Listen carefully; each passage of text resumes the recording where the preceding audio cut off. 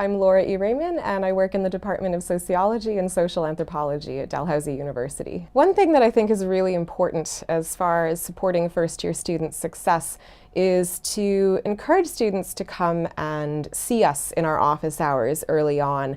And all of my colleagues in the Department of Sociology and Social Anthropology make a point of doing this. We remind students that office hours aren't just for when students have a problem with something.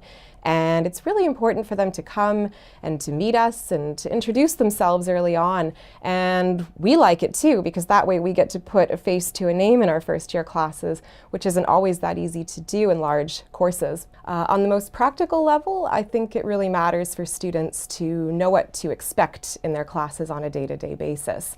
And so one thing that I like to do when I begin any first year course is let students know what types of information they should be listening for. Things like concepts and elaborations on those concepts and examples. And if they're prepared to listen for those 3 different types of information, I find that that also helps them create a better map for their notes. It provides them with a framework and a way to organize their notes in any given week. And when I do that, I find it helps me gauge their understanding of the material, and it also gets them involved in lectures. I really like to get students involved with me in lectures and talking to me and to each other where possible. And another really important thing that I like to do is help students make connections between not just the content of what we're talking about in class and the world beyond it, but also how the skills that we build in class are precisely the same skills that are going to help them navigate in diverse paths of work and study, whatever it is that they go on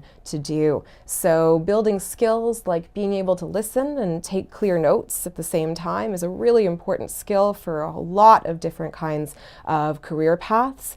And likewise, effective oral presentation skills and being able to speak comfortably in front of a group. These are other skills that I encourage students to build, and also really ensuring that they're seeing the connections between those skills and the world beyond the classroom. In many ways, it seems to me that supporting student success in that way isn't really about having to reinvent what we do in class on a day-to-day basis. It's often about just making explicit what it is that students are getting from our courses and how those skills are going to serve them in their lives for many years to come.